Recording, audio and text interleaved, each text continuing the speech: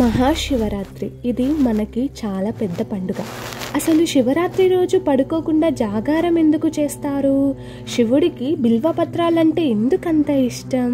ఈ శివరాత్రికి జింకలకి సంబంధం ఏంటి అసలు? ఇవన్నీ తెలుసుకుందామా? స్కంద పురాణంలో, పద్మపురాణంలో ఈ శివరాత్రి గురించి చాలా విషయాలు ఉన్నాయి. ముఖ్యంగా ఉపవాసం ఎందుకు చేస్తారు, జాగారం ఎందుకు చేస్తారు అనే విషయాల గురించి ఉన్నాయి. అదేంటో నేను చెప్తాను. ఇదే శివపార్వతుల పెళ్లి రోజు అనమాట. ఆ రోజు పార్వతీదేవి శివుణ్ణి ఇలా అడుగుతుంది, స్వామి మీకు నిష్ఠతో వ్రతం చేస్తే ఏమవుతుంది అని అడగక శివుడు పార్వతీదేవికి ఈ చిన్న కథను చెప్తాడనమాట. కథలోకి వెళ్ళిపోదాం. ఒక కొండ ప్రాంతంలో వేటగాడు ఉండేవాడు. రోజు అడవికి వెళ్ళి జింకలను వేటాడి తన కుటుంబానికి ఆహారంగా తీసుకెళ్తాడనమాట. ఒకరోజు ఏం జరిగిందంటే ఒక్క జింక కానీ ఒక్క జంతువు కానీ ఇంకేది దొరకకపోయేసరికి ఖాళీ చేతులతో ఇంటికి వెళ్తుంటే తనకి ఒక నీటి కొలను కనిపించింది. నీటి కొలను కనిపించేసరికి ఇక్కడ ఏదో ఒక జంతువు వస్తుంది వాటర్ తాగడానికి, నేను ఇక్కడే ఉంటే నాకు ఏదో ఒక జంతువు దొరుకుతుందని అక్కడే ఉంటాడనమాట. అది రాత్రి అవ్వడంతో చలికి వణుకుతూ తన ఊతపదమైన శివ శివ శివ శివ అనుకుంటూ ఉంటూ అక్కడే ఉన్న చెట్టుపై కొమ్మల్ని ఆకుల్ని తెంచి పడేస్తున్నాడు. ఎందుకంటే ఆ కొమ్మలు ఆకులు తనకి అడ్డుగా వస్తున్నాయి, ఏ జింకను వస్తే కనబడదేమో అని అవి తెంచి పడేస్తున్నాడు అనమాట. అప్పుడే అక్కడ ఒక ఆడజింక వచ్చిందనమాట. సర్లే దీన్ని చంపుదామని విల్లెక్కు పెడుతుంటే తను మానవ గొంతులో స్వామి నన్ను చంపొద్దు అని అడుగుతుందన్నమాట. ఇదేంటి మానవ గొంతులో మాట్లాడుతుంది అని ఆశ్చర్యపోతాడు. తను అంటుంది కదా వేటగాడితో, నన్ను విడిచిపెట్టు, ఏ జంతువు రాకపోతే నేనే తిరిగి వస్తాను అని తనని రిక్వెస్ట్ చేస్తుంది. సర్లే అని దాన్ని వదిలేస్తాడనమాట. రాత్రి నిద్ర మానుకొని ఇంకొక జింక కోసం ఎదురు చూస్తూ ఉంటాడనమాట. ఇంతలో ఇంకొక జింక వచ్చింది. దాని మీద విల్లు ఎక్కువ పెట్టేస్తున్నాడనమాట.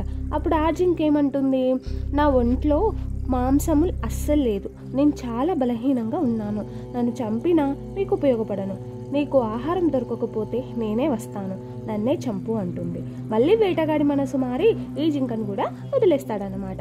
అర్ధరాత్రి ఆకలితో ఉన్న వేటగాడికి ఇంకో జింక కనిపించి దానినైనా చంపుదామని ప్రయత్నిస్తుండగా ఆ జింక, ఓ స్వామి నేను గర్భంతో ఉన్నాను, నా ఇంటికి వెళ్ళి ప్రసవించి తిరిగి వస్తాను అని మాట ఇస్తుంది.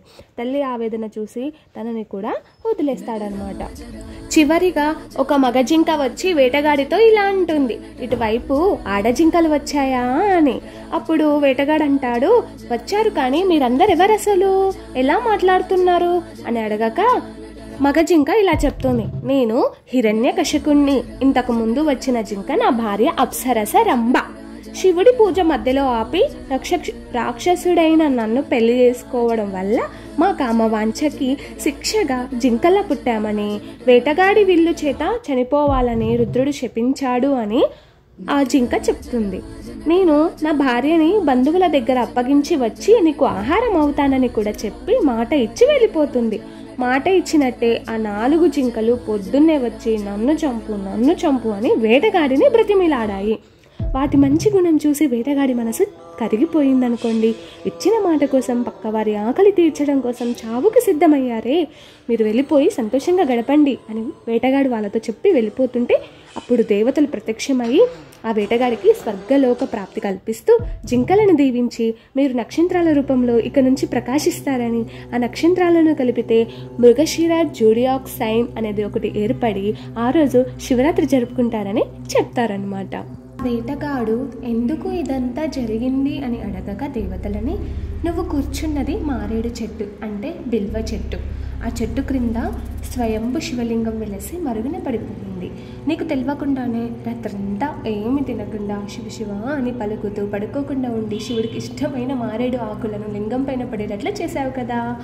అలాగే శివునిచే శపించబడిన ఆ జింకలకి కూడా నీ దయ వల్ల శాప విమోచన కలిగింది కదా. అందుకే ఆ రోజున శివరాత్రి జరుపుకుంటారు. అందుకే ఆ రోజు జాగారం చేస్తారు అందరూ. ఇప్పటి నుంచి నువ్వు ఎలా అయితే చేసావో ఇప్పటి నుంచి ఇది తరతరాలుగా కొనసాగుతూ వస్తుంది జాగారం అనేది అండ్ ఉపవాసం అనేది అని ఆ దేవతలు చెప్తారనమాట. ఈ కథను శివుడు పార్వతికి చెబుతూ, తెలిసి చేసినా తెలియక చేసినా మంచి మనసుతో నన్ను పిలిస్తే పలుకుతానని ఆ 3 ముఖాలు ఉన్న మారేడు ఆకులు బ్రహ్మ, విష్ణు, శివ స్వరూపాలని చెప్తాడనమాట. అలాగే తను క్షీరసాగర మదనంలో వచ్చిన విషమును తాగినప్పుడు శివయ్య గొంతు బాగా మంట పుట్టిందంట, నీలంగా మారి. అప్పుడు శివయ్య ఈ బిల్వ ఆకుల పసరును తాగి మంటను రాకుండా ఆపాడంట. అందుకే మారేడు ఆకులంటే తనకి చాలా ఇష్టమని పార్వతీదేవితో చెప్తాడనమాట. మనం కూడా పురాణాలని స్టోరీస్లా కాకుండా ఒక లైఫ్ లెసన్స్గా అర్థం చేసుకోవాలి. ఇక్కడ మనకి వేటగాడు ఏం నేర్పిస్తాడు? మనం అనుకున్నది జరగకపోయినా పేషెన్స్తో ఉండాలి అని నేర్పిస్తాడు. జింకలు ఏం నేర్పిస్తాయి? ఇచ్చిన మాట తప్పకూడదు అని అవి నేర్పిస్తాయి. ఫైనల్గా ఈ శివరాత్రి పండుగకు మీరు కూడా ఫాస్టింగ్, జాగారం చేసి మీ సరౌండింగ్స్లో ఒక స్పిరిచువల్ ట్రాన్స్ని తీసుకురండి. అది పాజిటివ్గా క్రియేట్ అయ్యి మీ మైండ్ని రీఫ్రెష్ చేస్తుంది.